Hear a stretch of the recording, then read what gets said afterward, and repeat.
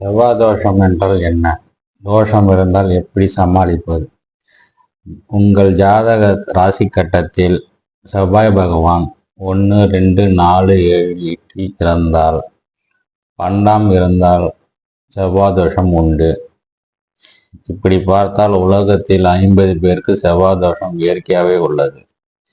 ஜாதகத்தில் செவ்வாய் பகவான் லக்கணத்தில் இருந்து 1, 2, 4, 7, 8 ஆகிய ஸ்தானங்களில் இருந்தால் செவ்வாய் தோஷம் உண்டு.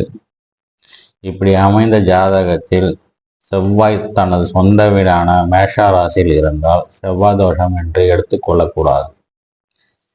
செவ்வாய் தனது உச்ச வீடான மகரத்தில் இருந்தாலும் செவ்வாய் தோஷம் என்று எடுத்துக்கொள்ளக்கூடாது.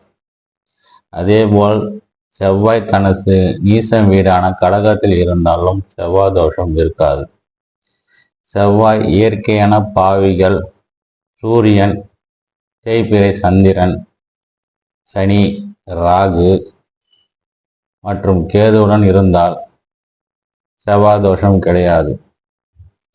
செவ்வாய் தீய ஸ்தானங்களில் அதிபதியாக இருக்கும் கிரகங்கள் சேர்ந்து இருந்தாலும் அல்லது பார்வையுடன் இருந்தாலும் தோஷம் கிடையாது. மேலே குறிப்பிட்ட கிரக நிலைப்படி ஜாதகத்தில் 1, 2, 4, 7, 8 மற்றும் 12 இடத்தில் இருந்தாலும் அந்த ஜாதகம் செவ்வாய் தோஷம் ஜாதகமே. இப்படி 1000 ஜாதகத்தில் ஒருவருக்கு முழுமையான செவ்வாய் தோஷம் அமையும். ஆகவே செவ்வாய் தோஷம் கூறுவது ஜோதிட அறிவுரைப்படி பார்த்தோமானால், கணவன் ரத்தம் O பாசிட்டிவ் என்று வைத்துக் கொள்வோம். மனைவின் ரத்தம் O பாசிட்டிவ் நெகட்டிவ் என்று வைத்துக் கொள்வோம். இப்போது இவர்களுக்கு பிறக்கும் குழந்தை ஒன்று தந்தை O பாசிட்டிவ், ஆகவே பிறக்கும் குழந்தை O நெகட்டிவ் என்று மருத்துவர் குழந்தை பிறப்பில் எந்த பிரச்சனையும் இருக்காது. ஒருவேளை குழந்தை O பாசிட்டிவ் என்று பிறந்துவிட்டால் குழந்தைக்கு பிரச்சனை ஏற்படும். அதாவது O நெகட்டிவ் தாயின் வயிற்றில் O பாசிட்டிவ் என பிள்ளை வளரும். கர்ப்பப்பையில் இருக்கும் வரை எந்த துன்பமும் வராது. குழந்தை பிறக்கும் தருவாயில் குழந்தை ரத்தம் தாயுடன் ரத்தம் கலக்கும் பொழுது குழந்தையின் ரத்தத்தின் மாற்று பொருளாகவே, அதாவது ஒரு கிருமி தாயின் மூளை கணக்கிடும். உடனே தாய் மூளை தன் இரத்த செல்களுக்கு அந்த கிருமி அந்த குழந்தையுடன் அழிக்கும்படி கட்டளையிடும். அதாவது குழந்தை பிறந்த சில நிமிடங்களில் அல்லது சில மணி நேரத்தில் குழந்தைக்கு மஞ்சக்காமாலைகள் நோய் வரும். பிரச்சனை கட்டுப்படுத்த தவறும் பொழுது குழந்தையின் மூளையின் செயல்பாடுகள் பாதிப்பு அடையும். அப்போது ஒரு சில நேரங்களில் தாயின் உயிருக்கு ஆபத்து நேரிடலாம்.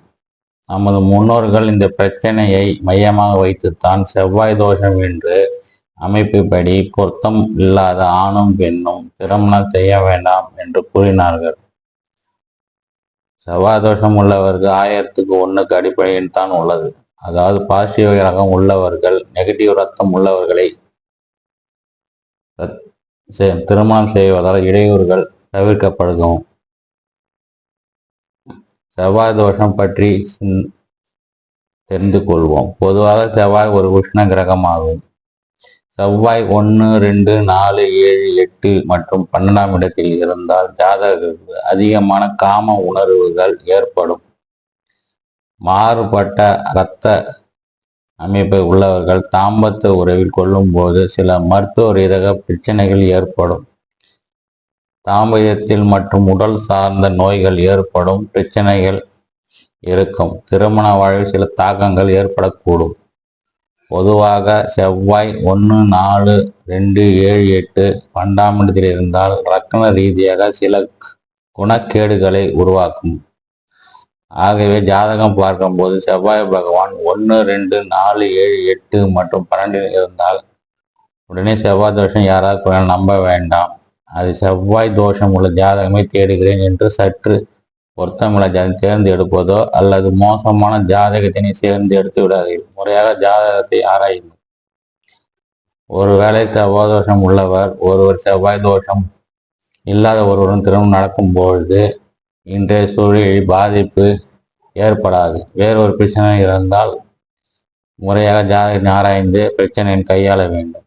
தவிர எல்லா பிரச்சனையும் செவ்வாய் தோஷம் காரணமாகிறது. உங்களுக்கு திருமணம் தடைபடுவதோ தாமதம் ஆகுவதோ செவ்வாய் தோஷம்தான் காரணம் என்று யார் சொன்னாலும் உடனே நம்பிவிட வேண்டாம். ஜாதகத்தினை முழுமையாக ஆராய வேண்டும்.